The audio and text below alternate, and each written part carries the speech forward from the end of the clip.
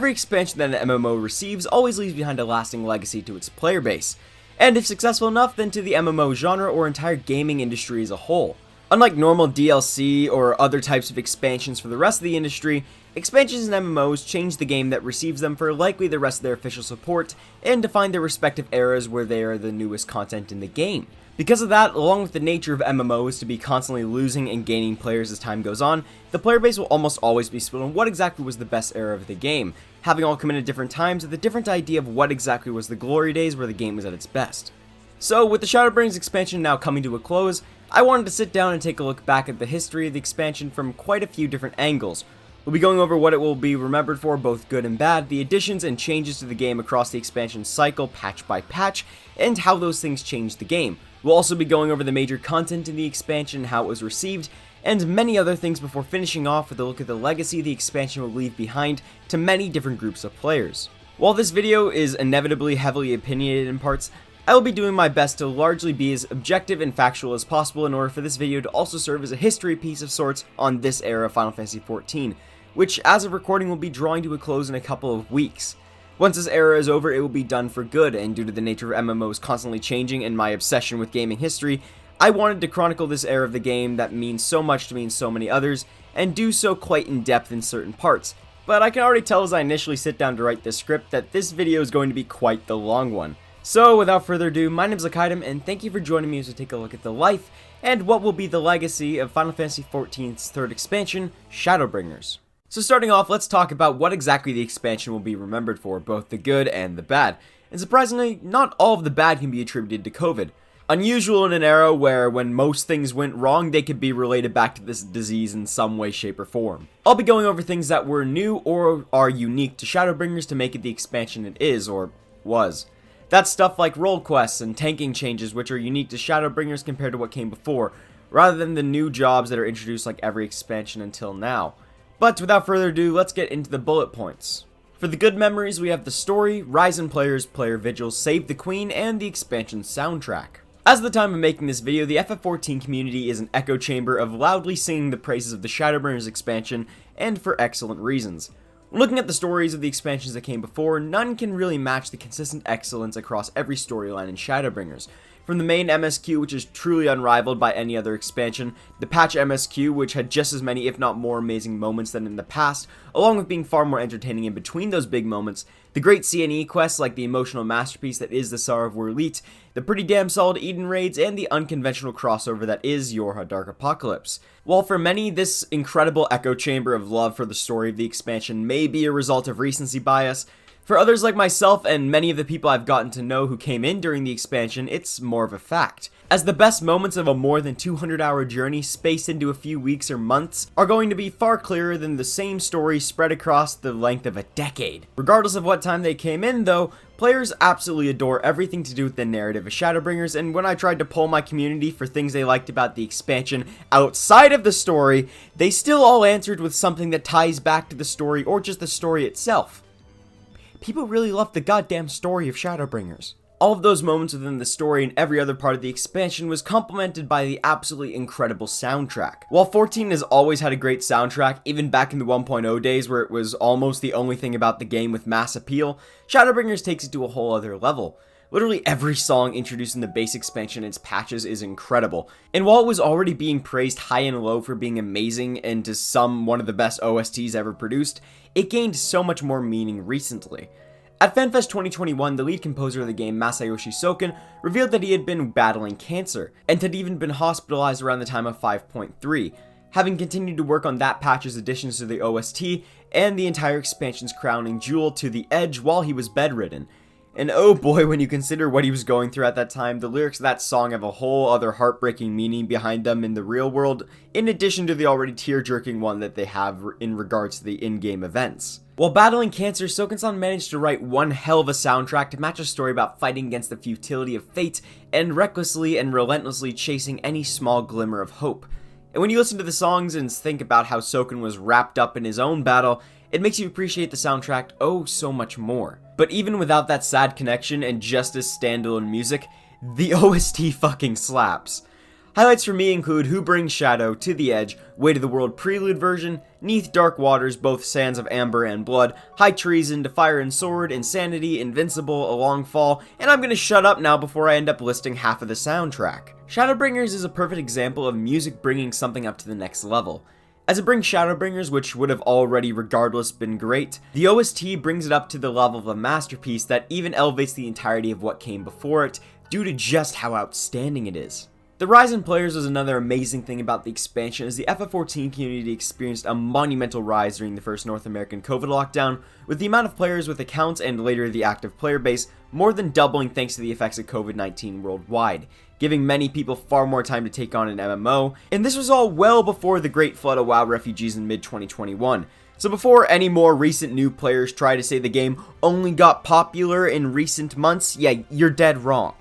Unlike Blizzard, who lost around half their active players during the pandemic, Square more than doubled theirs. This will always be remembered as the era of the game where it truly gained momentum and began to reach for the crown of the king of MMORPGs, and in a way, it revitalized the genre as a whole, being the game to take on the most new players to the genre or those that had not been involved in recent years. This rise in players was increased significantly once again with the popular Twitch streamer Asmongold trying out the game on his stream that reached more than 200,000 concurrent viewers at its peak. This only served to further increase the great refugee flood over from WoW, something that to that point in time had been a steady trickle since around 2015, growing year over year. This sudden flood caused a lot of issues that we will cover on the negative side of things, but the event only served to further increase the amount of players who were coming to the game, which is always a positive for any MMORPG. I personally believe that this is the highest we will ever see the player population at this point in an expansion, that being the few months of content drought after the final patch of the expansion.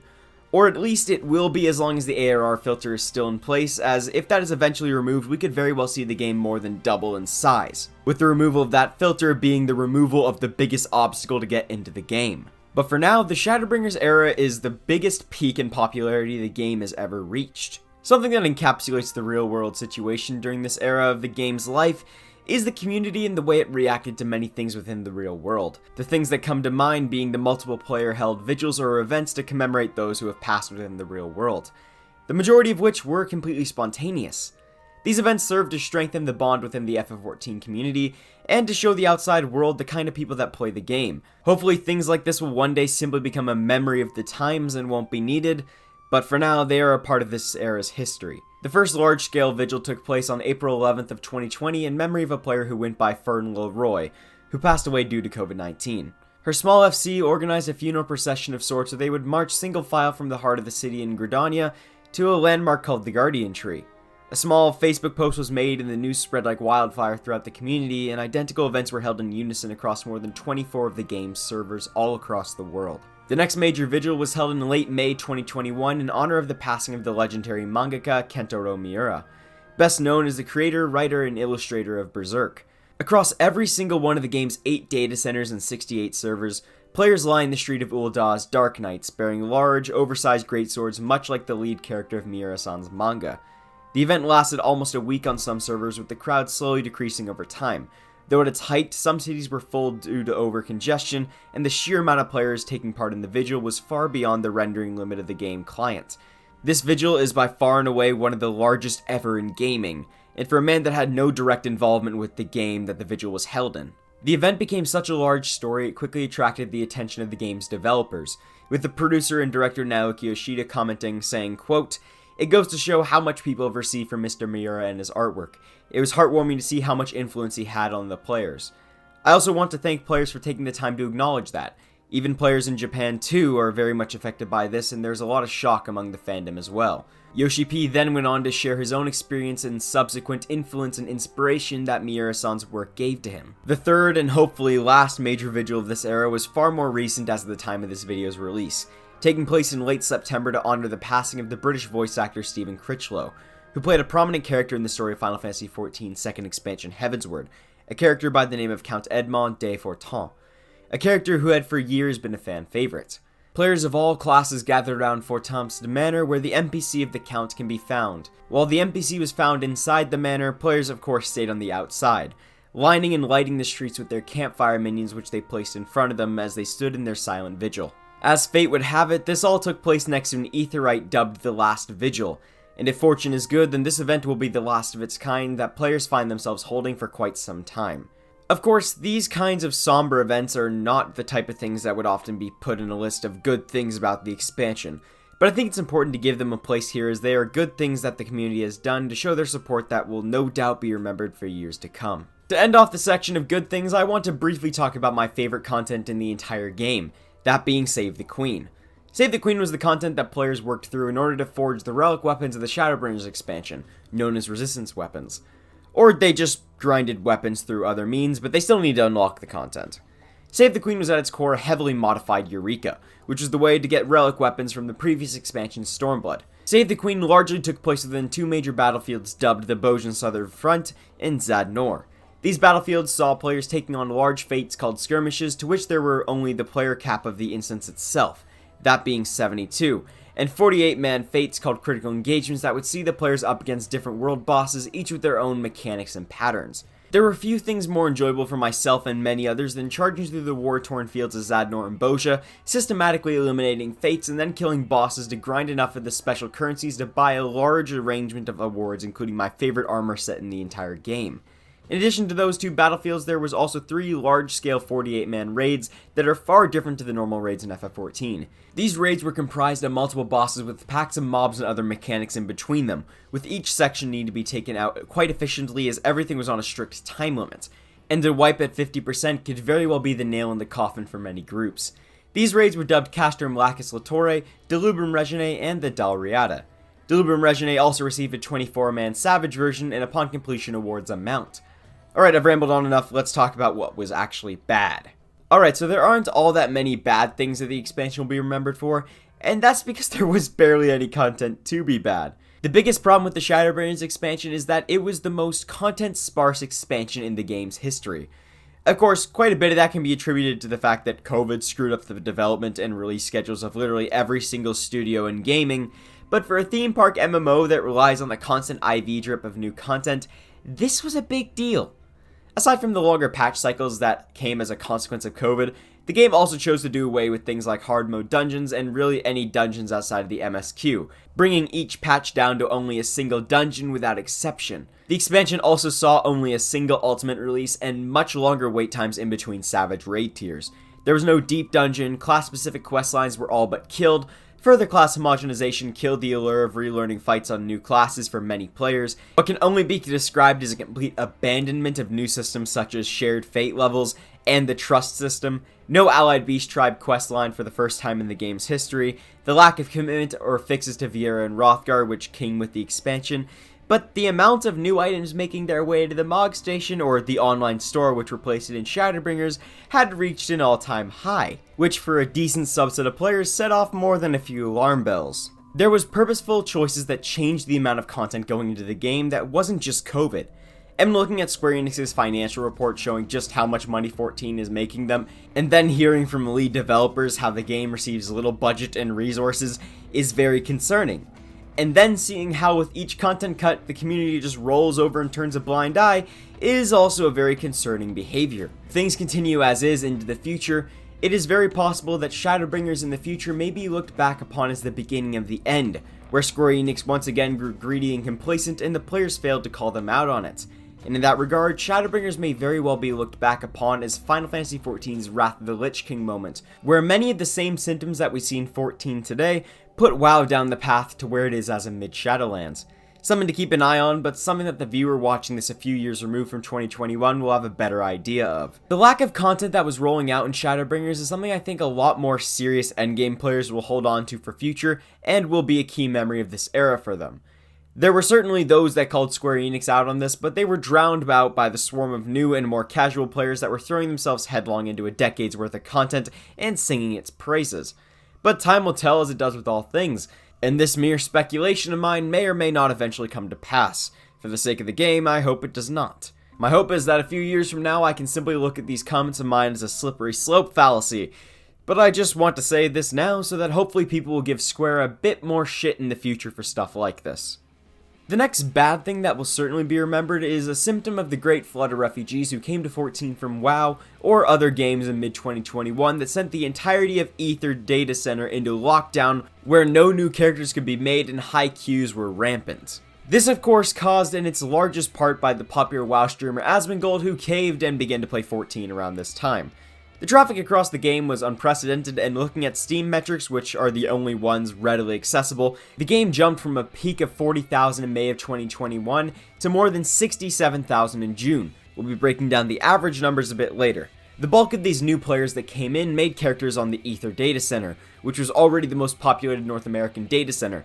And this sudden and extreme influx sent the data center into a state of shock, with the devs having to lock down every server from creating new characters. And the effect poured over to the other two North American data centers, Crystal and Primal, and to a lesser, although important extent, to the European data centers, with many popular servers being barred from accepting new characters, but for a much shorter amount of time than Aether was. For reference, at this exact point in the previous expansion, Stormblood, the peak Steam player population was under 17,000, which, you know, is normal in the middle of the biggest content drought in the expansion while leading up to the next one. Of course, this spawned many memes about the servers dying or being on fire, or just general humor around this clusterfuck, which were no doubt made when stuck in queues. But while some chose to just make a meme out of the situation, other more vindictive souls decided to start attacking Twitch streamers, most notably Asmongold, who they blamed for this situation. For reference, one of the top trending words on the toxic cesspool that is Twitter on the day Asmongold started playing the game was Aether.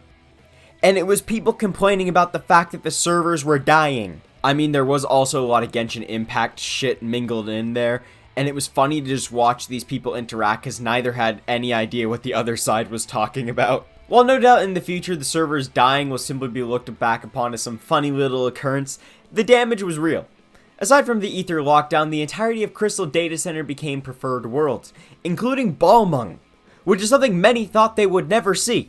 I mean, just imagine, some new player creates a character on Balmung for the double XP, ends up in Ul'dah as their starting city, goes into the quicksand, and just sees their chat full of players pretending to suck each other off. That would be funny as hell to watch their reaction. A 30-minute AFK timer and a layering tech, which was only ever in place during the beginning of an expansion, was immediately rolled out across the game, sending the AFK dancing catgirl population in Limsa Lominsa into freefall.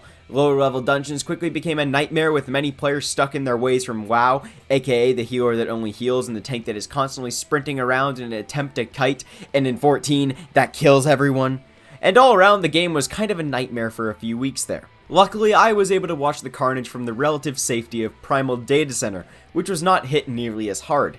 Keep in mind, though, that this was in the middle of what is normally an expansion's content drought, where only a very dedicated subset of the active player base is putting in a lot of hours. That kind of surge in that place in an expansion cycle is unprecedented within the MMO genre, and was quite the spectacle to observe.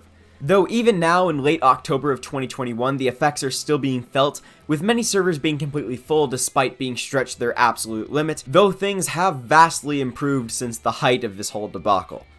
But as of the making of this video, a new challenger may be approaching, with the VTuber organization known as Hololive now having received permission to livestream FF14. We have dealt with the Spurg invasion, and now the game prepares itself for the Simp invasion. Helone, help us! I touched on it briefly in the previous section, but let's take a look at the actual content rollout across the 2.5 years that was the Shadowbringers expansion. The expansion lasted 875 days from July 2nd of 2019 to November 23rd of 2021. A new 5.x patch was released on average every 145 days within that time frame. We'll be briefly going over what each patch of the expansion brought with it and the impact it had on the game, so let's get into it. The expansion starting 5.0 patch began early access on June 28th of 2019 before being officially released on July 2nd. As expected of any new expansion, the patch was massive, adding all the content you'd expect at launch. 50 or so hours of story, 6 new zones, 8 dungeons, 3 trials with 2 extreme versions, the first raid tier of the expansion, a myriad of quest lines, 10 levels, 2 new jobs, large reworks or additions to older jobs, a summoner being completely redone, you know, the works. It had been 171 days since the launch of 4.5, so there was a lot of content for players to work through, and it was all received quite well with the exception of Scholar on launch, which was so bad it had such low DPS that it was unable to clear certain solo duties throughout the game. As any expansion does, Shadowbringers introduced a new system that conceptually should have been great repeatable content and a way to liven up the overworld even after players had finished questing throughout the expansion. This was the Shared Fate system, a system where players would increase their fate rank in a zone by, you guessed it, completing an absolutely ludicrous number of fates. This system was made as a companion with the new shakeup that came to fates by each fate completed in Shadowbringers zones awarding a unique currency called Bicolored Gemstones, which could be traded for rewards in each zone, and more rewards would be unlocked as your rank progressed. The idea behind the system seems to have been to get more players out into the overworld and give them a reason to leave more instance areas. However, Shadowbringers completely mismanaged this system by simply stopping to support it after launch, with barely a trickle of new items which halted after 5.2, and the majority of items available were easily acquirable materials that could be efficiently gathered through other and easier means. With a lack of proper incentive, this system just turned into a waste of space that many players didn't even know existed, let alone interacted with. As it stands at the end of Shadowbringers, this system either needs to be scrapped and the few resources allocated redistributed, or see a massive overhaul with many more unique rewards that continue to be added patch after patch to give players a reason to interact with it. Thanks to, as of now, recent footage from the Endwalker Media Tour, the system has been confirmed to be continuing, so the hope is that it's seen a massive rework, otherwise it is going to fall into the same state of being completely forgotten as it is in Shadowbringers. 2 new playable races were added with the release of Shadowbringers, first being the Viera, a race of people with features taken from bunnies. The race originated in Final Fantasy XII and had previously appeared in Final Fantasy XIV's Return to Evilus raid series, which was a crossover of sorts with the universe of Final Fantasy XII. During Shadowbringers, the race was gender-locked and was only available to female characters. The next new race was the Hrothgar, a race of burly cat people original to Final Fantasy XIV, said to hail from the continent of Ilsabard. This race is, in a way, the inverse of the Mikote, who are people with cat-like features such as a tail, cat eyes, and ears, while Hrothgar are effectively giant cats with human features, like a far more human body shape and head. Like Viera, this race was gender-locked during the Shadowbringers era and was only available to male characters. Despite the fact they were both gender-locked, which is already widely considered a large issue within the MMORPG genre, the problems both these races had went far deeper than that. Both races were incompatible with many of the headgear that had been introduced in prior expansions, reportedly due to the strikingly different designs of their character models compared to the rest of the races within Final Fantasy XIV, all of which were largely modified versions of the basic human race known as Hyur. This problem persisted across the entire expansion despite the newer headwear being compatible with both races. This was largely seen as one of the largest ongoing issues within the game during this era. Then there was a major gameplay system that came with Shadowbringers, that being the Trust system. The Trust system is basically a much smarter version of Grand Company squadrons and dungeons. You get to choose from the core characters within the MSQ to run the dungeons throughout the story, with your first run of the dungeon always having them all available at the required level. They definitely are not the most efficient way to clear a dungeon, but overall they are literally the most mediocre party members you could ever hope for, and you get all of the loot. So running dungeons with Trust is a pretty good option for loot goblins, as you really aren't losing all that much time on average on the leveling dungeons of Shadowbringers. After running a dungeon for the first time, you can indeed run it again with the Trust NPCs, as long as they are still the appropriate level, as they largely level up the same way you do running dungeons. So you get a freebie the first time you access the dungeon, but after that you need to level them to get back in.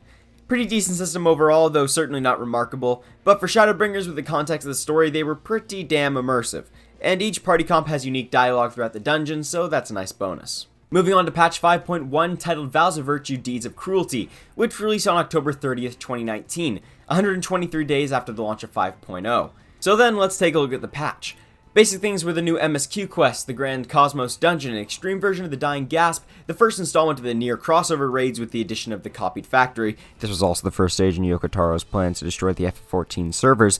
A new beast tribe arrived in the form of the Pixies, a new custom deliveries with an NPC named Kai Shear, a new gold saucer fate called the Slices Right, which is my personal favorite, a new frontline PvP mode called Onsal Haker, which is also my favorite frontline, Blue Mage level cap was increased to 60, and the one and only ultimate of Shadowbringers was added in the form of the Epic of Alexander. Needless to say, this was quite the meaty patch. Now then, let's talk about the less basic things that came with the patch, starting with one of the most important and best additions the game has ever had, the New Game Plus system. With the addition of New Game Plus, players could now go back and replay select quest chains that they had completed in the past. These included the entire MSQ, every raid series, every series of trials excluding ARR Extreme Primals, every Alliance raid series, job quests, role quests, Hildebrand quests, and many more. Before the addition of New Game Plus, players were unable to go back and replay sections of the game without having to make an entirely new character and level up from the very start.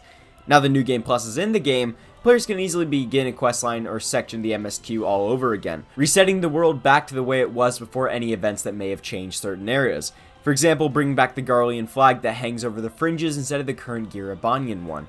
This addition was a massive quality of life change for players who wanted to relive parts of the story once more, and for content creators like myself who can now easily gather footage of moments and cutscenes not viewable through the unending journey item present in every inn. It is also a great change for any player who may choose to buy a story skip to reach endgame faster, allowing them to take on the MSQ they skipped at their own pace without interfering with any desire to raid or explore other content. While the addition of New Game Plus was a very important and impactful addition to the game, let's look at an addition that was not. That feature being Fellowships. Fellowships were aimed to be a more casual and less involved form of a free company or link shell devoted to certain topics that their members enjoyed or had in common. For example, an anime fan fellowship, a new player fellowship, or even something like a lore buff fellowship. They had no restrictions when it came to servers and seemed like a casual thing to have fun with and chat about stuff kinda like a club. So fellowships are actually a cruel joke played by the developers where you can't search for a specific group by anything other than a few vague categorizations, there is no live chat akin to a link shell, and any features they have are basically just shortcomings to the existing FC and link shell systems, but existing in a vacuum where they don't actually affect anything. The only real socialization feature is the message board, where players can post a message for other players to see, but to get there you have to specifically navigate through a bunch of sub-menus. This kind of message board would have been great to roll into FCs or link shells to post important updates or rules for people to easily find, but as of the end of Shadowbringers, such features are still lacking. Due to the fact that they are practically invisible as well as close to useless, fellowships have fallen by the wayside of the player base and seen minimal if not any use from the average player, and have not seen any updates since their introduction.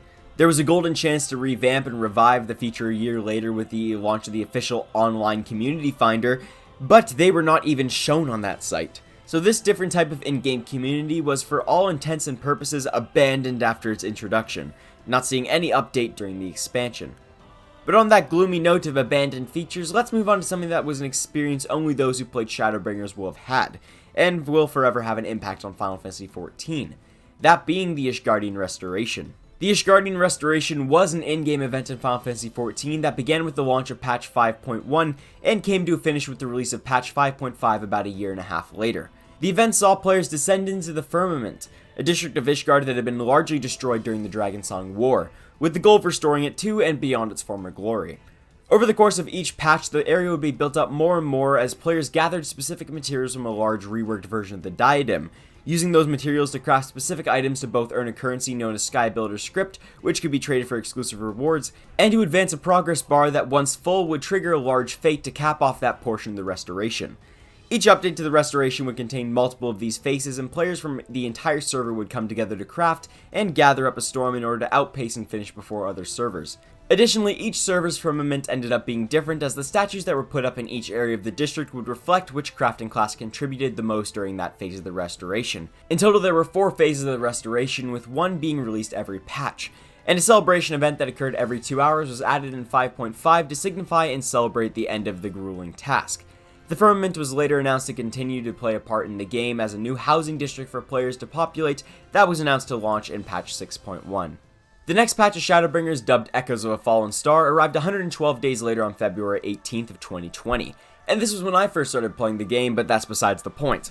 Along with the patch came the new MSQ, Anamnesis Anteater Dungeon, the second raid tier of Shadowbringers called Eden's Verse, the beginning of the Sorrow of War Elite Trial series with the Cinder Drift in its extreme version, the beginning of the Shadowbringers Relic Saga dubbed Save the Queen through what was simply a few short quests, an extreme trial called Memoria Misera, which was an adaptation of a solo duty in this patch's Save the Queen quest, the Kitari Beast Tribe was added, Ocean Fishing was added, the next phase of the Ishgardian Restoration, and some relic equivalent crafting and gathering tools. There was nothing truly new added in the patch, but an okay chunk of stuff to do, with the mainstay for serious players being the new Savage raids. I mean, I guess we can touch on another addition to this patch, which was Ocean Fishing, which was a 1 to 24 player fishing expedition that was all about collecting the highest amounts of points in order to get some prizes. And if you manage to get 10,000 points on a single expedition, you would be rewarded with a mount. But yeah, in total we saw about 3 hours of MSQ, 2 or so hours of Star of War Elite, an hour or 2 of Save the Queen, there were a few near crossover quests, and about 2 hours or so of Eden story content that just takes you through the normal version of the fights. So in total, this patch offered the vast majority of the player base around 10 hours of new content to go through, which really isn't a lot. This was not a super substantial patch, but not a big deal if they could get out the next patch within the normal 3 and a bit months. But at that time, there was a developing situation in the real world that would send the entire world into a grinding halt. 2020 from the very beginning was off to a very contentious start with the US drone attack in Iran that quickly, and forgive me for saying this, blew up politically, making the World War III hashtag #1 trending worldwide on only the 3rd day of the year. On the other side of the world, Australia was having one of its worst wildfire seasons in history, the Indonesian capital had a horrible flood which killed 66 people on New Year's Day, the canals of Venice almost dried up, Puerto Rico had a series of serious earthquakes, and a myriad of other things that would normally dominate the news cycle for weeks all happened in quick succession less than 2 weeks into the year. The new decade was here and it was making itself very much known. It was a year straight from hell, and it only got worse as time progressed. But even among all those other things seemingly sending the world towards Ragnarok, there was one infectious disaster that reigned supreme. I speak of course about COVID-19, which after first being identified in December of 2019 had the entire world on its knees within a few months. This brought everything worldwide to an emphatic and grinding halt, and is the reason for countless game delays and halts to production of many others.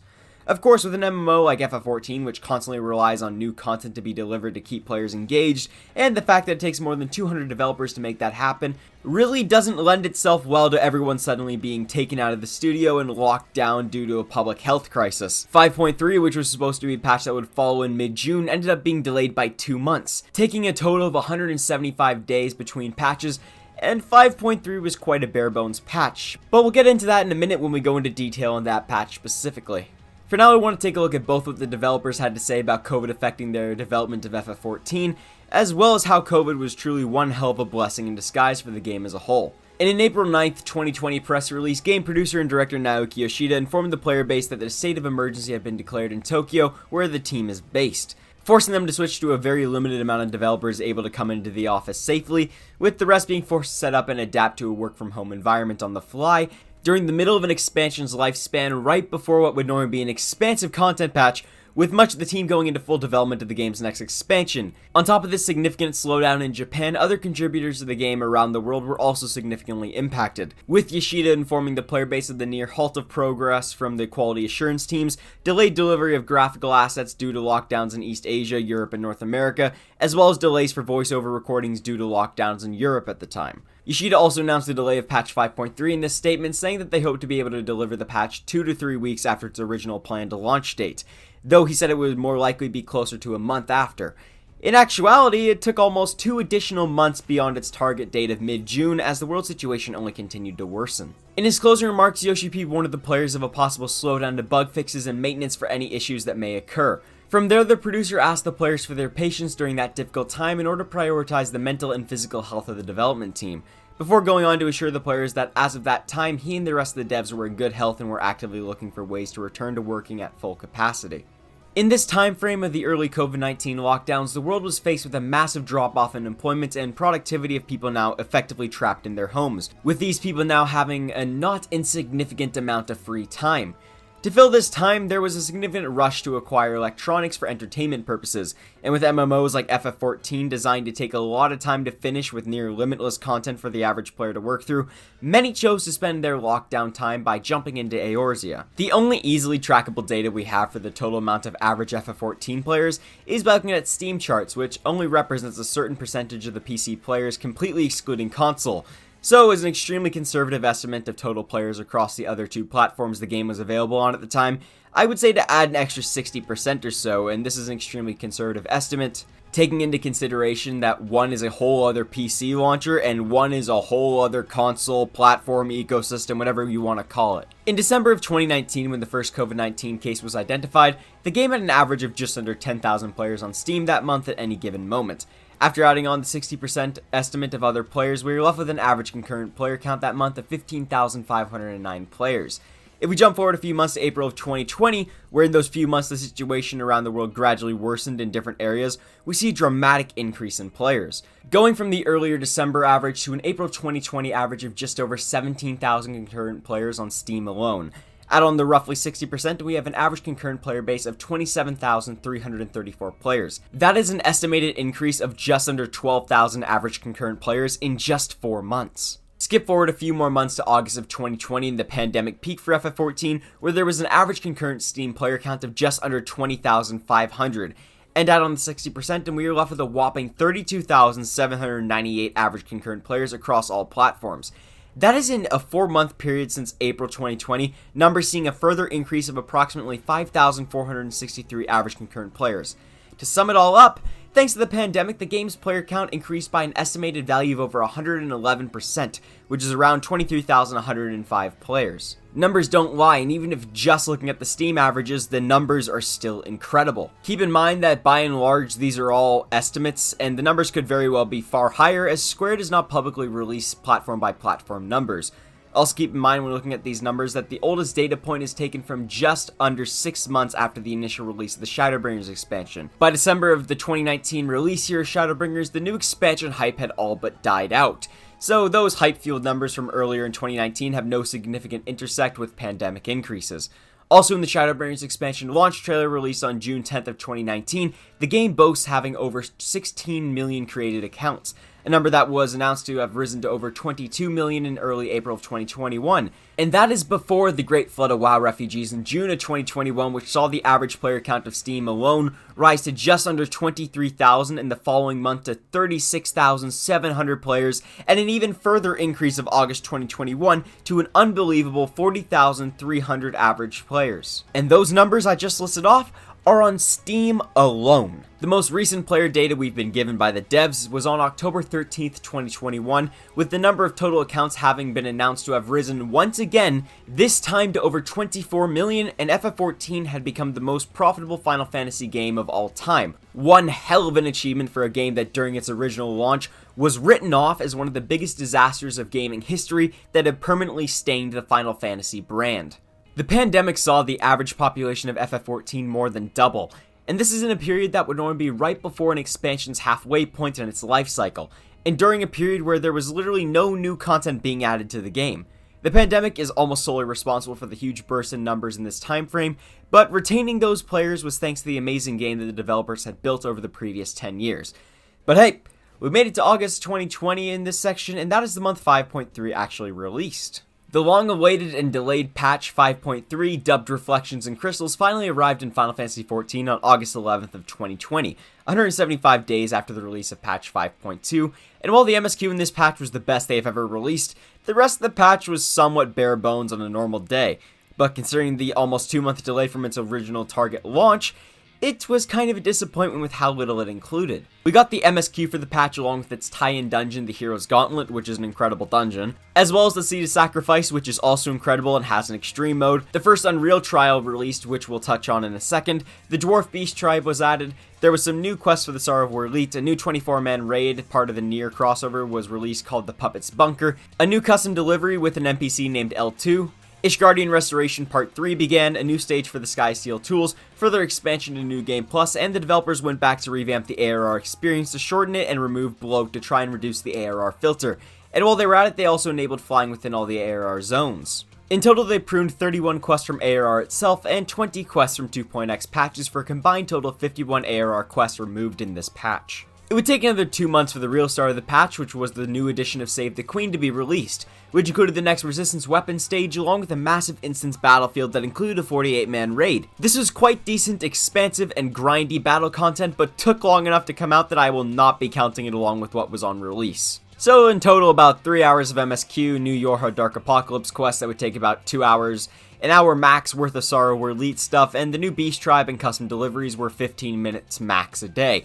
and Ishgard is hard to put an estimate on, as you could easily throw your life into crafting and gathering hell, so about 6 hours of content were included in this patch on release for the average player. Now then, I'll touch on all the Save the Queen stuff in the content section of this video, so let's talk about the only true change to the game in this patch, that being the addition of Unreal Trials. Unreal Trials are at their core retuned versions of fights from previous expansions to bring them up to the difficulty of current endgame fights, and were changed out each patch, becoming unplayable after the following patch had been released. These fights do not see any significant, if any, changes at all to their mechanics, and are only really changing the amount of health the boss has and the amount of damage they do in order to meet the damage outputs of players at max level, in order to bring the fight as close as possible to how it was upon its initial release. These and their complementary system Faux Hollows were added as an extra weekly activities for players to take on, and was almost a pseudo addition to Wondrous Tales. Unreal Trials were a part of Faux Hollows, where by clearing the Unreal Trial, the player would earn a telling. These tellings grant the player access to a guessing-based minigame about tracking down different symbols, each with a point total that corresponds to the amount of faux leaves the player would receive. A special currency the player could only earn by playing Faux Hollows that could be traded with the Faux Commander for some hard-to-get or exclusive rewards. The minigame itself is close to the real-life board game Battleship, with the player being given a set of moves to uncover the different symbols hidden on the board, with the goal being to get the highest point-earning one to maximize their reward. By clearing the Unreal Trial of the patch again, the player could earn a retelling for another shot at the minigame and additional rewards, making it so each player could take on the minigame a maximum of twice a week. The Unreal Trial introduced in patch 5.3 as the pilot for the whole concept was the Akafat Amphitheater Unreal, which pit the player against the primal ice goddess Shiva and was originally released back in 2.4 Dreams of Ice back in the ARR days. Not added to the game itself, but as a complementary feature, was something I touched on briefly when talking about Fellowships earlier, that being the official Final Fantasy XIV Community Finder. The Community Finder had the potential to be an incredible tool, with the premise being that free companies, link shells, and PvP teams would be able to make a post about themselves, what they focus on, what they enjoy doing, and the type of people they are looking for. This would make it so players looking for such groups could simply open the tool and have their pick of the litter when it comes to looking for an in-game community to join. The external site that houses the Community Finder has all the tools you could possibly want, from being able to put together quite a nice page for your group filled with important information, like active hours and what the group focuses on, as well as a pretty decent variety of tags that make results incredibly searchable and less bloated when narrowed down to what a player is looking for. This is by far and away the best recruitment tool I have seen for any online game, at least the best official tool. It had a lot of promise, with its biggest flaw being that it wasn't actually baked into the game. But regardless, Square held a whole launch campaign for the tool that gave FCs who signed up some pretty admittedly crappy rewards, but still rewards nonetheless. Sure enough, in the first week of the tool's launch, new listings were being constantly posted, and it's even how I found my first FC. However, when looking at the site not even 6 months after its launch, it was plain to see that it was dead across every server and every data center, which is honestly really sad as the tool had great potential. No matter how many listings I sort through across numerous servers, there has been no actual interaction since late November of 2020 at the latest, which is just under a year ago from when I'm making this video. And in that time, it's only received a few minor updates. Community Finder is still a great tool in theory, and the systems it would need to be a success are there, and its most fundamental issues are very diagnosable. Chief among them is the fact that only a small subset of the player base even knows this thing exists, with an even smaller amount of people actually interacting with it. It was barely marketed outside of a tweet or two on the game's social media and a slide on the launcher for a couple weeks, and the fact that it isn't built into the game makes it super inconvenient to get to and keep track of, especially when if someone replies to you when you apply for an FC, well, you don't get notified, so you don't know to check it. As it stands now at the end of Shadowbringers, the Community Finder is in quite a sad state, and hopefully in the future it will see a major overhaul and integration into the game itself, as it's a tool that it could improve the experience of many players. Released on December 8th of 2020, 119 days after patch 5.3, patch 5.4 Futures Rewritten was the most plentiful content patch of Shadowbringers in sheer quantity. The patch brought along the new MSQ in its tie-in dungeon Matoya's Relic, the final raid tier Shadowbringers, and the first one in almost 10 months called Eden's Promise. The Sorrow of Elite continued cast from Meriadanum and its extreme version. The Unreal Trial of the patch was switched to the Naval Unreal. More Yorha Dark Apocalypse quests were added. An additional role quest was added, a new role quest and Warring Triad tie-in questline called Void Quest were added, ocean fishing was expanded, Gathering collectibles was completely revamped, the final part of the Ishgardian Restoration began, New Game Plus was expanded, and quite unusually, Monk received a mid-expansion rework that changed the job. A new treasure map called the Shifting Oubliettes of Ligaia was added, a new stage of Skysteel tools became available, Save the Queen received a new instance 48-man raid called Delubrum Regine with a 24-man Savage version, and the next stage of Resistance weapons became available. While not many new things of note were added to the game, it was one hell of a content patch, bringing as much battle content as you could ever hope to be added in a single patch. Between all the new story and side quests, along with the new Savage raid tier, Relic grind, Delubrum Regine Savage prog, Skysteel tool grind, and a continuation of the Ishgardian Restoration, players were given quite a lot to do in this new patch, which was a very nice change of pace compared to 5.3. But yeah, that's patch 5.4. Not much to talk about in this section. Released on April 13th of 2021, 126 days after the release of Futures Rewritten, the final patch of Shadowbringers, patch 5.5 Death Unto Dawn, arrived in the game. The patch brought along the new MSQ and its tie-in dungeon Pagelthan to close off the Shadowbringers expansion and set up the following expansion Endwalker. The Sarivor Elite and Yorha Dark Apocalypse series also came to a close, with the Sarivor Elite receiving a new trial called the Cloud Deck, which had an extreme version, and Yorha receiving a new alliance raid called the Tower at Paradigm's Breach. The Unreal trial of the patch was the Horror Leader Unreal. To celebrate the completion of the Ishgardian Restoration, special fates known as Firmament Feats began to occur every 2 hours, with many prizes for players to earn by participating. The final custom deliveries of the expansion with a character named Charlemagne was added, and this was the patch that luxury traders were added and PS5 support of the game officially began, and thanks to the new platform, many UI assets saw an increase in resolution. The Resistance Weapons Saga and Save the Queen also came to a close in this patch, with Save the Queen receiving another battlefield known as Zadnor, which in addition to its unique fates and bosses included a 48-man raid called the Dalriada. Like the patch before, Death Unto Dawn did not add anything new of note to the game besides additional content, as the Endwalker expansion was in full development in this period, with FanFest 2021 where the following expansion was elaborated upon occurring between the release of 5.5 and 5.55. With that, we reached the end of the content rollout section of this video, which also included all of the major additions that came with the expansion. But on the flip side to major additions is removals, but aside from certain skills on different jobs and other things you would expect from the expansion, Shadowbringers saw no major removals of content. However, Shadowbringers did bring with it a whole slew of changes for the game going forward from that point, and the era likely saw the greatest amount of changes since the revamp of the game from 1.0 to 2.0 back in the early 2010s. Doubling down on the changes that began in Stormblood, as well as making many other high-profile changes of its own. In this section of the video, we will be going over the most important changes of note, including things from the high-profile revamps to smaller non-battle gameplay systems throughout the expansion, before ending off on just a few cool little changes that changed the way some side stuff worked. Alright, let's start off with quite a big change to the whole leveling process, or at least something adjacent to it. So throughout 1.0 all the way through Stormblood, which is a period of 9 years, as you leveled up each job in Final Fantasy XIV, you would unlock more and more quests within a quest line that is unique to the job you were leveling. These were job quests. Each job received them and would have a new job quest line to look forward to every single expansion, with each of them existing as their own sort of MSQ for their specific job and that job alone.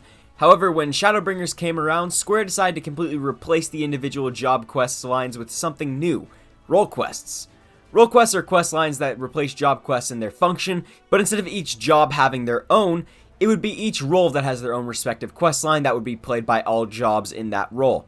In the context of Shadowbringers, this change made perfect sense, as since the player is in a different world that just so happens to be largely dead with most of the populace shut within cities, there is a far lower chance of all these different stories that are normally in job quests going on simultaneously without interfering with each other. Additionally, each role quest in Shadowbringers tackles the story of a different one of Ardbert's traveling companions, and it makes sense why the quest lines would be as vague as tank, healer, physical DPS, and magical DPS. However, this change was announced to be permanent going forward, with the only individual job quests being as they were in Shadowbringers, little one-off max level side quests after the expansion MSQ. But why did they choose to make this change? Well, it's for a pretty decent reason. With the addition of Gunbreaker and Dancer, there were a total of 17 different jobs in Final Fantasy XIV, compared to the 10 at the launch of A Realm Reborn. At this point in the game's history, dedicating enough resources for 17 full quest lines each expansion that could only be played by a single job and would require their own cutscenes, solo duties, and individual stories along with other back-end resources, it just wasn't feasible or worthy of the time it would take to put them all together anymore. Not to mention, in the past, job quests were never created equal. They were all of extremely variable quality, with some being amazing and other being complete snooze fests. They could never hope to make all of them great pieces of storytelling with interesting solo duties, unique premises, and cinematic cutscenes. You had something like Dark Knight quests, which were known for being great, and then you had something like the Paladin quests that were just boring, meaningless, and directionless. By switching to simply making 4 different quest lines, their average quality very noticeably improved across all aspects in Shadowbringers, and freed up resources to go to other parts of the game. It was a disappointing change because it meant less story content and kinda shutting off the good job quest lines, but sometimes sacrifices have to be made to improve the game overall, and this was one such sacrifice. Alright, so let's get into what was probably the most drastic gameplay change they made in Shadowbringers, which was the complete rework and overhaul of tanking. Before Shadowbringers, tanking was completely different, and those old systems are what built such a stigma and sometimes a fear of tanking within the player base. Before Shadowbringers, tanks had 2 different stances, a tank stance and a DPS stance. The tank stance increased enmity generation and health at the price of lower damage, and DPS stance was basically the inverse with lower enmity generation and health but higher damage. A major part of tanking before Shadowbringers was alternating between these 2 stances, though their importance changed from expansion to expansion and class to class due to the tanks all having far more diverse utility before Shadowbringers. Additionally, tanks had both damage and enmity combos, with damage of course being for killing things, and enmity for grabbing the attention of all enemies and keeping them focused on trying to kill the tank. Since keeping aggro was such a big deal, tanks had more abilities for keeping aggro and keeping themselves alive. That is a very basic and generalized look at tanking before Shadowbringers, and if you want to learn more about tanking expansion by expansion, search up some old guides. As for tanking in Shadowbringers, well, it quickly became apparent that it was far easier than it had ever been. DPS stances were removed entirely, as well as aggro combos, and the vast majority of tanking role actions, which had only just become a thing in Stormblood. Tank stance was completely reworked to no longer boost health or reduce damage. Instead, it was simplified to where if you were tanking, you simply turned on tank stance and your enmity generation would be buffed far beyond what old tank stance gave you, making it virtually impossible to lose aggro. Tanks went from stance dancing to simply toggling on whether they wanted to be hit by enemies or not, which was quite the controversial change. Enmity combo abilities were either removed or simply made into sheer damage abilities. For example, Goring Blade in Stormblood was Paladin's enmity combo finisher that applied a dot. In Shadowbringers, Goring Blade was simply a finisher on one path of the Paladin's sword phase. You made sure it was on the enemy, but as long as it wasn't about to run out, you went for the higher potency path of Royal Authority and Atonement. Similar to Stormblood, but with some key differences. But while many enmity abilities survived the change in a different form, role actions didn't fare so well. In Stormblood, when role actions were a new thing, tanks had 10, 4 of which never made to Shadowbringers, while the remainder largely saw reworks with the addition of one new guy. So let's take a moment to honor the fallen tanking role actions. Awareness, an ability that made it so the tank would not receive critical hits in a certain time frame. Convalescence, an ability that would restore 20% of your total health. Ultimatum, an AoE version of Provoke. Come on, Square, why'd you have to remove this? And then there was Anticipation, an ability that would increase your parry rate by 30%. This one is funny to me as parrying was removed as anything more than a latent background calculation in 4.0, and the ability to boost your parry rate was removed in 5.0 Shadowbringers. But for whatever reason, Square decided to give the new tank Gunbreaker an ability that boosted their parry rate called Camouflage. Why? What was the point of this?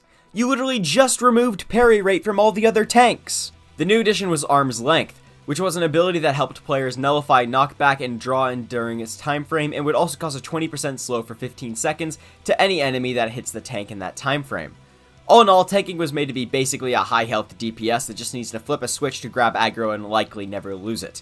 It was a controversial change, but one that was good for the average player who didn't want to constantly worry about aggro and make every single tank viable as both a main and off tank. Not to mention that back in Stormblood, people literally said that if you had your tank stance on, you were being a detriment to the party, so there was already a lot of existing problems with the stance system. It wasn't just tanks that saw a major overhaul. Healers got similar treatment to make them all viable and push them all towards healing more. However, unlike the tanks, there was many glaring issues with the healing in Shadowbringers. Not White Mage though. White Mage was in the best spot it had ever been to that point and was lovingly regarded as Glare Mage. While the changes definitely had a different effect class by class, the underlying problem was the same. They went so far with simplifying healers that it felt to many like they stripped them of their identity. Each class went from having multiple button DPS rotations to having a single button filler nuke, with largely the same abilities across the board but with different names and slightly different potencies, and the individual systems on Scholar and Astrologian were ripped of any complexity they had. For Scholar, Shadowbringers made it so their fairies can no longer be targeted by an entity other than the player, so any need to micromanage the fairies was basically removed, making things a lot simpler now. Both fairies did the same thing. Scholar before Shadowbringers also had a bit of an ability bloat issue, which Square addressed by scrapping or combining the abilities, though most of these were attack spells, so Scholar still retained the identity of putting up barriers and such. However, because of the changes to attack spells which were largely focused on cleaning up the endgame rotation, the earlier parts of the games definitely suffered on launch. For example, you had to have really decent gear and knowledge of the class in order to pass some pre-5.0 solo duties that for anyone else would be a cakewalk, which was understandably loathed. As for Astrologian, Shadowbringers saw what many would consider an absolute gutting of the card system. In the past, each card in Astrologian Druid would have a different effect when played. Balance would increase damage dealt, Bowl would decrease damage taken, Spear would increase critical hit rate, and so on and so forth. However, because Balance was a damage boost, all anyone ever wanted was Balance, so the RNG became more of an annoyance than anything.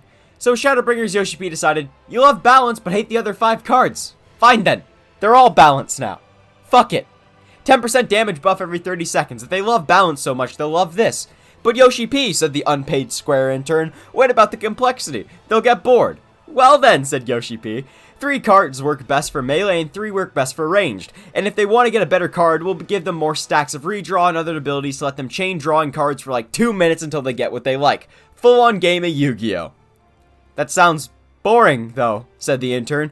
It could take more time to get the right card than the actual card would last, and only certain classes would ever get buffed. Plus, the DPS loss would make it not viable to go fishing for the right card. Easy enough to fix, remarked Yoshi P. Make it so each card has a certain seal on it, and that playing the card gives you that seal. Once you collect 3 seals, you can use an ability that is a raid-wide damage buff. If you have 3 seals, you get the biggest buff, 2 you get a smaller one, and 1 type of seal is basically a fuck you to the rest of the party. That'll get him fishing. And thus the intern scampered off and Yoshi P moved on to the next problem and Shadowbringers Astrologian was born. This is my headcanon and I refuse to change it. Other than the drastic changes to the cards, the job retained its identity of being able to be the jack-of-all-trades healer, with the ability to be a pure healer like White Mage or put up shields like a Scholar. Congrats! You now have a really shit understanding of Shadowbringers healing. Now then, let's get into some more rapid-fire changes that came with Shadowbringers, of which some are far more important than others, to the point it's almost an insult to mention them in the same breath. But anyway, here goes nothing. The TP bar and all correlating systems were removed.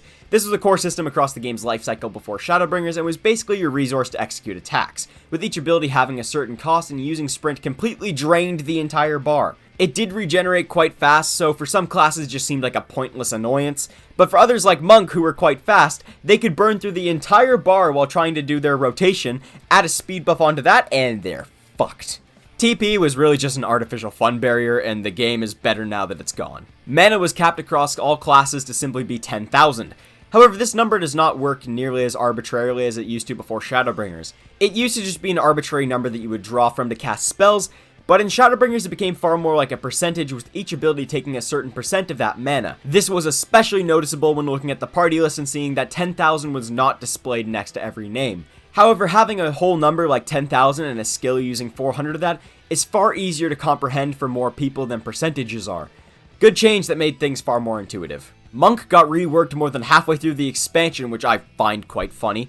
It all happened in patch 5.4 and got rid of Monks needing to uphold a combo in order to maintain Greased Lightning. GL used to increase damage and speed as long as the combo was upheld, but this could fall off and stop the Monk from attacking because of mechanics. So they made GL a trait instead, so it is active by default. Due to the change, GL only affected attack speed, with potencies being increased across the board. Definitely a pretty big change to make over halfway through the expansion, and considering 5.4 was a raid tier patch, it's kind of funny to think of Monk mains having to relearn their job in order to raid on patch day. Definitely a weird change to make that late instead of waiting for the next expansion, but one that was made nonetheless. Gathering collectibles used to be quite different before patch 5.4. In that patch, they basically scrapped the old system by getting rid of things like wear, variance in raiding, and actions removed from the hotbar. They basically reworked collectibles to be like a mini game in this patch, with a separate window popping up with the abilities you can choose from to get the highest rating possible before you run out of moves. Really good change that made gathering collectibles far more enjoyable and intuitive. Shadowbringers saw the addition of level synced side quests, with the side quests found in all Shadowbringers areas being, you guessed it, level synced.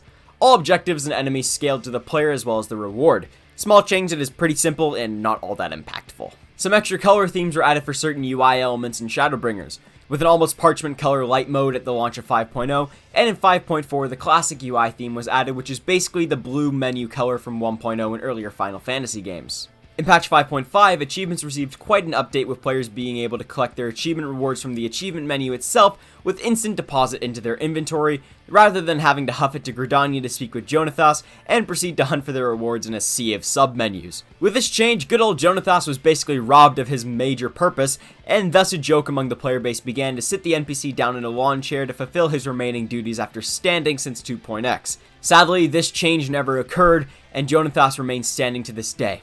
Last, but certainly not least, 5.5 saw the addition of position markers on the targeting circle of every targetable entity in the game in order to better aid players to figure out which part of the circle was the different position for the sake of hitting their positionals. Very small change, but one that is honestly surprising was not already baked into the game. And that about does it for the majority of important changes in Shadowbringers. No doubt I'm missing a few, but I think I've covered at least 85% of important things at this point, as well as having things no one cares about included. So let's move on. Before finally bringing this video to a close on what will be the expansion's legacy, I want to take a look at the major content that was added in Shadowbringers. That being the MSQ, the Tsar of War Elite, Eden, Yorha Dark Apocalypse, Save the Queen, and more briefly the zones in the expansion. If there's anything missing in this section that you think should be covered but isn't, I apologize, but I'm not a superhuman who can fit everything into a reasonable time frame.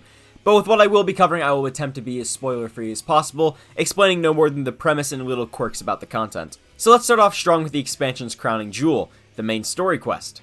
Shadowbringers sent the player and the Scions to a mirror reflection of the source for the first time, this specific reflection being the first. Shadowbringers picks up with the Warrior of Darkness side story ended in post-Heavensward, with the world of the first having been largely destroyed by a flood of primordial light that had threatened to swallow everything, much like how Darkness had the 13th. But thanks to what had transpired in post-Heavensward, a small area of the world had survived, this area being the Eorzea equivalent of the first, a land known as Norvrandt. But though it was saved, Norvrandt had been trapped under an oppressive veil of light and terrorized by horribly demented creatures known as Sin Eaters for over 100 years. So upon arriving in the first, the Warrior of Light's goal is simple enough: to beat back the everlasting light and return the night sky, while destroying the Sin Eater menace. On launch, Shadowbringers MSQ immediately reached new critical heights, being heavily praised for its incredibly engaging and emotional story that fans quickly dubbed Feelbringers or Tearbringers. The story succeeded thanks to its many different aspects, like its amazing characters, villain, world, twists, and pretty much every other thing that a story could do well. It's hard to really put into words how much people fell in love with the Shadowbringers story, but one good way to put it is that people fell in love with it so much that it removed the nostalgia goggles of many players to take the place as the best Final Fantasy story of all time in the hearts of many. Even after the story wrapped up in its vanilla release, the MSQ went from strength to strength throughout the Shadowbringers patch series, with the story exploring new angles and characters within the world of the first, climaxing in patch 5.3, which many hail as one of the most impactful moments in gaming in the previous decade, and then continuing on to set the stage for the following expansion, Endwalker, leaving off on one of the coolest scenes in the entire game. That's as much depth as I will go into for the MSQ, as I've spent over an hour and a half across 3 videos talking quite in depth about the story of the expansion, and there is no need to retread any of that discussion in a video like this. But to briefly count up the content the MSQ included, the base expansion consisted of 6 dungeons and 3 trials across 110 quests, including the required role quests. This was then followed up by an additional 5 dungeons and a trial, and the 51 MSQ quests were released throughout the Shadowbringers patch cycle. Let's move on to the highest profile story content after the MSQ, that being the Yorha Dark Apocalypse raid series, which was a crossover with the Nier series and was overseen by Nier and Drakengard creator Yoko Taro. It was by far and away the largest crossover the game had ever seen to that point, made up of 3 Alliance raids and 20 quests that came out throughout the Shadowbringers life cycle, with Part 1 releasing in 5.1, Part 2 in 5.3, and the final part in 5.5. The raids and story were received relatively well by the FF14 player base. There was quite a lot of excitement towards it upon its announcement, with players being thrilled they would be able to get Nier-themed gear and goodies. And while the raids were relatively solid, there was a few complaints about the way that the story meshed in with 14 as a whole, and the way the story was attempting to be told not matching up with the systems that were in place in the game. And then there was some weird occurrence where the player base got to make a choice for how the narrative would progress, and every single server sided with the same character in close to the exact same ratio, a phenomenon that Yoko Taro was shocked by and unable to explain. Much like everything Yoko Taro makes, Yorha Dark Apocalypse was an experiment with mixed results. While many found it enjoyable to have such a drastic change of pace for CNE content, there were a myriad of problems, and when the FF14 original Myths of a Realm series was announced for Endwalker, it was met with unanimous excitement. And as it stands now, having another large-scale crossover like Dark Apocalypse seems unlikely. But considering all it took to get Yoko Taro and Yosuke Saito to agree to make the Raid series was lots of steak and wine, we could possibly see something like this again in the future. The more interesting side to this Raid series is just to look at the antics and interviews of Yoko Taro about the project, with him repeatedly threatening to burn down the servers and erase everyone's characters, a near series tradition at this point. He also wanted the raid to be meaningful even if it wasn't played, and modeled the Return to Evilus Raid series for the amount of content required. He also randomly started talking about tofu in like half the interviews about the project. You know, normal Yoko Taro things. I think the funniest thing about this whole debacle is the fact that the raids are apparently canon to the overall Yokoverse, which means it's a canon spin-off of the Nier series, which is a spin-off series based on the joke ending of the original Drakengard, which is a game that took place after one of the 5 endings of Drakengard 3. Now that explanation of the tomfoolery that is the Yoko Taro universe is about as basic as it gets, and the connection means that somehow the entirety of Final Fantasy XIV and its whole own timeline somehow fits into the Yokoverse timeline. Welp, have fun with that one, lore nerds. Next up is the Eden Raid series. Going to be very vague on this one due to the fact that it all takes place after the end of 5.0 and is tied to the MSQ thanks to its characters, but the basic premise is that there's a strange creature known as Eden who inhabits the Empty. The Empty is the burn equivalent of the First where no life inhabits or ether flows, but thanks to the Flood of Light, the Empty is the vast majority of the world. Alongside important characters from the Shadowbringer story, the Warrior of Light ventures into the Empty and into Eden in an attempt to restore life to the Empty. And to do so, they must overcome the trials they encounter, which are made up of the Warrior of Light and their companions' memories. This all unfolds across 18 quests and 12 raids, each with a harder Savage version that were released across the expansion lifecycle in groups or tiers of 4 raids each. The first tier, called Eden's Gate, released soon after 5.0, the second tier, Eden's Verse, came in 5.2, and the final tier, Eden's Promise, arrived in 5.4. While there are certainly some new original bosses sprinkled in, the majority of fights take place against alternate versions of enemies that the Warrior of Light had encountered in the past, thanks to Eden creating enemies from their memories. So much of the raids are heavily remixed and more modern versions of older foes, though the vast majority only include a few similar mechanics, with the rest being new. The raids were received pretty well, though thought to be nothing groundbreaking, just all around pretty solid. But then again, the crowd that would normally be extremely loud about their love or hatred for raids is focused on ultimate fights in 14, and is then drowned out by people talking about glamour or complaining about other stupid things. The biggest accolade to this raid series name is Tetsuya Nomura was involved as a guest creator and managed to not screw it up or make it unnecessarily confusing. Good job, Nomura. Never thought I'd say those words, but good job, Nomura. The next major content series to talk about with Shadowbringers is the Sorrow Wurlite, the trial series of this expansion. The story took place across 6 quests and 3 trials that saw the Warrior of Light teaming up with their former enemy Gaius Balsar to take down some new mechanical weapons of mass destruction, alike in power to the Ultima weapon. But what initially seems to be a simple task of taking down some mechs turns into one of the most emotionally charged and hard-hitting stories within FF14, when the story of the weapons, pilots, and their relationship with Gaius is revealed. And we subsequently watch him and the pilot struggle against the unbiased yet cruel hand of fate and the willingly torturous hand of the Garlean Empire. It's a storyline where things go from bad to worse and no one really ends up with anything resembling a happy ending. It truly lives up to the word sorrow in its name. And it's all encapsulated by the almost taunting name of its core song, known as And Love You Shall Find. It's not a story for the faint of heart, but one extremely worth experiencing.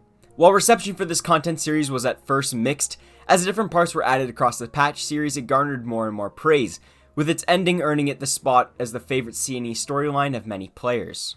The final major content series to talk about is Save the Queen. Save the Queen is a sequel of sorts to the Return to Evilus Raid series, focusing on the story of one of the rebel forces fighting for freedom from the Garlean Empire over in Othard. The country this series focuses on is Bozja, the home of the Hrothgar. The storyline takes us from an instant's dive into the past of both Bozja and Cid, into the thick of battle in the Bozjan Southern Front, and then to the final frontier of the war in Zadnor. The story heavily focuses on the history of Bozja and how relics and misdeeds of its past have come back to hurt its people in the long run, on top of their struggle against the 4th Imperial Legion. It's a giant war story with many twists and turns told across multiple chapters, 2 open area battlefields, 2 large-scale raids within those battlefields, and an additional large-scale raid players can queue up for. The storyline also doubled as the backbone for the Resistance weapon storyline, which weaved in and out of the larger Save the Queen story when working on your weapon. Save the Queen was an evolution of Stormblood's Eureka, changing many things to fit more with the game in its current state, as well as to respond to player feedback on Eureka and how they wanted the relic weapons of each expansion to be handled, with Save the Queen attempting to be a mix between the new style of content introduced in Stormblood and the way relics had been in A Realm Reborn and Heavensward. If it had been balanced properly, Resistance weapons and Save the Queen could have been quite seamless, although it would have been far easier. Save the Queen progressed area by area depending on your Resistance rank that unlocked new pieces of the story and then new areas. You would rank up by earning metal from participating in skirmishes and critical engagements in one of the battlefields, and while taking part in these events you would have a chance at collecting materials needed for your Resistance weapons. The problem was that the drop rate on the required items was so incredibly low within the Southern Front back in the early days of the content that the majority decided to go outside of the battlefield for the much higher drop chance from doing Fates and Heavensward zones. It's also important to note that this was right at the time the free trial was expanded to include Heavensward, so there was a bit of a conspiracy theory within the player base that this drop chance was made to push people into the Heavensward zones to make them feel more populated for the new free trial players. But as time went on and more content was released for Save the Queen, the drop rates were heavily buffed to make the grind less of a pain. But back to metal. When the Southern Front was released in 5.35, the max metal ranking was 15, with the player only needing to reach around rank 10 to finish the story to that point. Metal was quite the grind throughout, but especially at those higher ranks that were unnecessary at the time. When Zadnor was released in 5.55, the ranking system was boosted to a cap of 25, and gaining metal was made incredibly fast from rank 1 all the way to 25, with the additional grind coming in the form of Resistance honors, of which could be bought for 20 million metal to give a boost to the player in multiple attributes while in Save the Queen areas. Overall, Save the Queen was seen as an improvement to Eureka, but still had quite the mixed reception from different subsets of players who valued different things when it came to relic grinds, or just simply didn't like that something that used to be relatively chill became high octane and punishing after the introduction of Eureka and later Save the Queen. But with that said, many people absolutely adored Save the Queen, myself being one of them. The last thing I want to touch on briefly are the major zones introduced in Shadowbringers, of which there were a total of 6, each serving as a mirror of one of the major zones of Eorzea. First up, there was the beautiful purple plains of Lakeland, defined by its unique colors in the Crystarium. This zone was the Mordona equivalent and shares its most distinguishing feature, the Crystal Tower, along with being shaped like a far more expanded version of Mordona. Next is the Desert of Amarang, which was the counterpart of Thanalan. I mean, both are deserts, so they pretty much align, but overall Amarang has far more character with the giant crystal wall which has stopped the flood, as well as the ruins of cities long since forsaken. Next up is the barren plains of Kalusha. The zone stands as the first counterpart to Lenosha, and despite seeming a lot smaller than other zones thanks to effectively being a giant circle, the most notable thing is the fact that Kalusha is effectively Lenosha if all of its grass suddenly died. There's also this poor rock golem we forced to hold up the mountaintop in the MSQ. Hopefully they give the guy a break or a pension because we don't need him to hold it anymore. We're long since done with it. There was then the dense forest of the Rakatika Greatwood, best known for its daytime-themed civilizations, or better known as Lahi. Look up some memes from around the Shadowbringers era of the game, and most either involve the theme of the Twinning Dungeon or Lahi. In an effort to lean into the meme, at FanFest 2021, Masayoshi Soken took this stage with an automaton and sang the heavily memed song to all watching. Rakatika was the equivalent to the Black Shroud and matches it pretty closely, with its distinguishing feature being the ruins of the ancient civilization of Ronka. Next, there is the fairy kingdom of Ilmeg, the counterpart to Kurthus. Compared to the snowy wastes of the land of Kurthus, Ilmeg's fairy tale look is quite shocking. The area is covered in crystals and bright flowers with a large towering castle reminiscent of Ishgard at its center. Finally, there is the underwater world of the Tempest, which largely is just a very eerie area filled with sharp elevation changes and lots of sand. But its crowning jewel is the beautiful illusion of the long since destroyed city of Amrit, which I will not elaborate on because of spoilers. Can't forget the two cities though. The main city state of the expansion was the Crystarium, a large castle-like area with all sorts of domes and towers with the Crystal Tower at its center. It's an incredibly beautiful city with amazing lighting and is basically an adapted version of a Final Fantasy looking tech demo called Rapture from back in 2005, finally made into a whole-scale city 14 years after the demo was shown. It was already a cool concept made complete by the addition of the Crystal Tower, which really brought the whole city together. The smaller city-state was the city of Yulmore, which is in Kalusha and is almost like an extremely lavish Limsa Lominsa if it was a single tower where only one floor is really used. I mean, I guess you could say that only one floor of Limsa is actually used. While being quite nice looking, there is nothing all too distinct about Yulmore except how incredibly convenient its aetheryte is. Although, it does have what is basically a strip club. I mean, it's the only city to have something like that. After spending more than the past hour discussing the life of Shadowbringers, let's talk about the legacy that the expansion and subsequently this whole era of the game will leave behind both immediately and years down the line when they inevitably re-release the story component in some way for something like the 25th anniversary, and all the players from this period end up feeling extremely old. I don't want to think about that right now, though. But regardless, I believe in the years to come, Shadowbringers will become by far and away the most divisive expansion of Final Fantasy XIV, especially if it goes down a certain road that I fear the success of this expansion would let it. Of course, that's a very bold and loaded statement, so let me break it down by first going over why it will be remembered well, and then why it won't be, and detailing the road I fear the game may go down. The story of the Shadowbringers expansion will always be remembered well, as the MSQ in the game is only a part of the entire expansion and is quite self-contained, able to adapt easily along with the times. That's why we can play earlier expansion stories so seamlessly. But sadly, it's safe to say that a large portion of the player base doesn't really look at the game's expansions beyond the story. That's how you get people saying that the Stormblood expansion was the worst one, because they are only looking at the story, and that opinion is skewed because they literally just finished Heavensward. Shadowbringers is also an era of the game that saw an incredible rise in popularity, with the game's total accounts rising by almost 10 million. Not to mention, with the COVID-19 pandemic ravaging the world throughout the majority of the expansion's life cycle, it can't be understated the amount of comfort and solace that the game granted many who were affected by the pandemic, filling a hole in their life and schedule like very few games aside from MMOs can. Thanks to the story of Shadowbringers being absolutely incredible, the pandemic and the droves of players it brought, it is inevitable that an army of players will be filled with nostalgia for this era of the game, as it either started or enriched their adventure in Eorzea, and just how much the game meant to them during that difficult time that they played. After all, MMOs, let alone ones like 14 that don't really make content irrelevant, are at their very best when you have nothing to do and loads of free time to immerse yourself within the online world. And that's without considering the other great things about the expansion, like the content itself, the music, the zones, the job design, which will inevitably change to be unrecognizable once enough time passes, and really anything else that the individual player in question enjoyed. So for more casual or newer players, I think the expansion will be remembered extremely fondly. But then there is the flip side of the coin, where I think there will be a far bigger divide than with past expansions. Not that people will be looking back at Shadowbringers as a bad expansion per se, because what is there certainly isn't anywhere near bad, but compared to past expansions, Shadowbringers was certainly lacking in many departments, and the pandemic did not help with that at all. For starters, and most notably to most hardcore players, is the fact that there was only one ultimate in Shadowbringers. But additionally, and applicable to a lot more players, there was almost 10 months between the second and third raid tier, no allied beast tribe, further and increased job homogenization, simplification of game systems, further casualization of the game, no deep dungeon, further decrease of new dungeons per patch, for many the addition of role quests in lieu of job quests is disappointing, so on and so forth with many other things. But I think for many people the biggest issue by far and away is just the timeline of the patches and how long it took for anything meaningful to come out.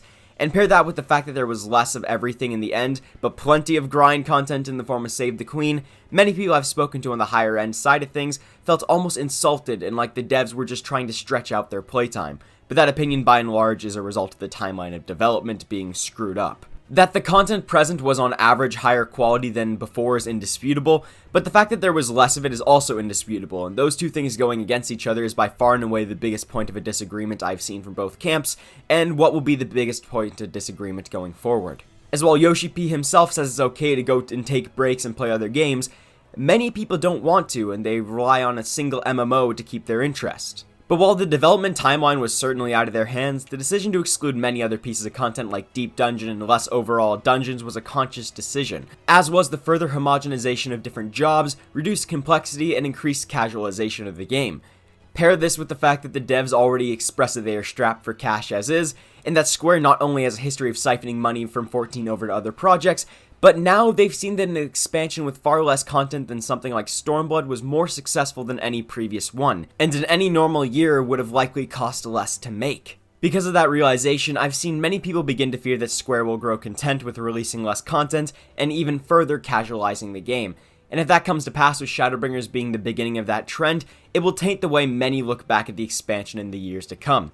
So, to wrap it up, I think Shadowbringers will go down as a very divisive expansion. As while a large portion of the player base will sing its praises for all to hear, there are definitely those to whom Shadowbringers as a whole is not a standout expansion, as well as those who think it was an underwhelming expansion in the amount of content it provided and how long it took for more content to be added to a theme park MMO. However, it would be unfair for anyone to call this era of the game bad in any way, as the game made major strides toward the mainstream in Shadowbringers and will be remembered for beginning that push. If things return to how they were pre-COVID and all of the content that was missing is either replaced or comes back, Shadowbringers' lack of content will simply become a blip in the radar caused by the pandemic. If that best path is the one that the game ends up walking, I believe the expansion will have a very mixed legacy as being incredible for some, especially those newer to the game, but will be largely recognized as a weak expansion content-wise. Of course, if 14 ends up taking the path of Square getting cocky and further pulling back the budget or amount of content to try and increase their profits to the max, as we've seen other MMORPGs do in recent years, Shadowbringers' legacy could very well be tainted by being the beginning of the end for many players. As it stands now, I don't believe this will happen because the game has Yoshi P at its helm, but at the end of the day, he is but one mortal man, and if something happens to him, what happens to the game? We will have a far better idea of what path the game will take in the long run once Endwalker is about halfway through and we see just how much content has come to the game and the events around it, barring any further public health emergencies that see production come to a halt and timelines once more get fucked, that is. But only time will tell, and though I believe the game will go the right direction, it never hurts to have just a little bit of skepticism. Well, that's the legacy portion of this video. They can only really say what I've observed and I've seen players speaking about online, as not enough time has passed to truly give a concrete answer, if there is such a thing when talking about this kind of topic. So I've been working on this video in one stage or another for like a month now, and it originated as only a single part of a separate project, which then this became bigger than that, so it blossomed off, and I was thinking, you know, this is going to be like half an hour max, and then it blossomed into this hour-and-a-half nightmare to make. Why do I do this to myself? But anyway, thank you so much for watching this thing all the way through to the end. I really do appreciate it. I really do love gaming history and like finding games that you can no longer play anymore and exploring the history around them. And MMOs, they're a dime a dozen. And as scary as it is to say, in a couple of weeks, that's going to apply to Shadowbringers. Primarily, this was for my own enjoyment, but since I have an audience, it means I can share it with a bunch of people, and hopefully they can get some sort of value out of this video. I highly doubt it, and I probably just wasted an hour-and-a-half of all your time. But anyway, I do hope you enjoyed the video and managed to get some sort of value out of it. I know it was long, and for that I very much do apologize. I just really didn't want to split a video like this up, as I thought it would compromise the flow, and I didn't want to put into multiple episodes because views and stuff and YouTube, and there was a whole bunch of reasons that honestly you probably don't care about, so I'm not going to say any of them. If you wanted more personal tone to talking about the expansion, I am working on another video like that. That's kind of my own personal story with the expansion. That should be out as soon as it's done, but as of now, I don't have a timeline for when that is actually going to be. So yeah, that's going to be it for me. If you did like the video, please make sure to leave a like and subscribe to the channel if you haven't already. It really does help out a lot. And to feed my curiosity as well as the algorithm, you may as well leave a comment telling me what you think the legacy of the expansion will be, or just what your favorite moments of the expansion were. And if you don't want to do either of those, please just leave a comment, like just typing some random gibberish. Views have been absolute shit the past few months, and I need to afford my Endwalker Collector's Edition somehow. Thank you.